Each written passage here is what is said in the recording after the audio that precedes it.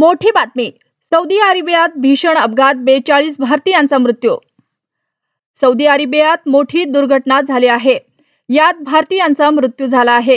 हे सर्व तीर्थयात्री उमराह अदा करण्यासाठी गेले होते.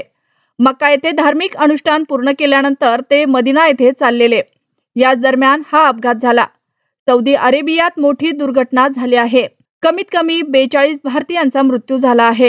हे सर्व भारतीय उमरासाठी सौदीला गेले होते. सोमवारी सकाळी हे भारतीय बसमध्ये मक्का येथून मदिना येथे चाललेले. त्याचवेळी बसची डिझेल टँकर बरोबर धडक झाली.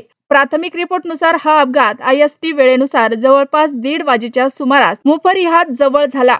सूत्रांनी दिलेल्या माहितीनुसार मृतांमध्ये महिला आणि लहान मुलांचा समावेश आहे. ते सर्व हैदराबाद आणि तेलंगणाचे रहिवासी होते. प्राथमिक माहितीनुसार अपघाताच्या वेळी बसमध्ये जवळपास 20 महिला आणि 11 लहान मुले होते. हे सर्व तीर्थयात्री उमराह अदा करण्यासाठी गेले होते. मक्का येथे धार्मिक अनुष्ठान पूर्ण केल्यानंतर ते मदिना येथे चाललेले. या दरम्यान हा अपघात झाला. अपघात घडला त्यावेळी प्रवासी बसमध्ये गाढ झोपेत होते. स्थानिक सूत्रांनी 42 जणांचा मृत्यू झाल्याची पुष्टी केली आहे. आपत्कालीन मदत आणि बचाव कार्य सुरू आहे. सौदी अरेबियातील या बस दुर्घटनेवर हैदराबादचे खासदार असदुद्दीन ओवैसी यांनी दुःख व्यक्त केलं आहे. त्यांनी सांगितले की मक्क्याहून ही बस मदिना येथे चालली होती. 42 तीर्थयात्री असलेल्या या बसला आग लागली. मी रियाद येथील भारतीय दूतावासांचे उपमुख्य मिशनरी अबू माथेन जॉर्ज यांच्याशी बोललो आहे. या घटनेची माहिती घेण्याचे त्यांनी आश्वासन दिले आहे.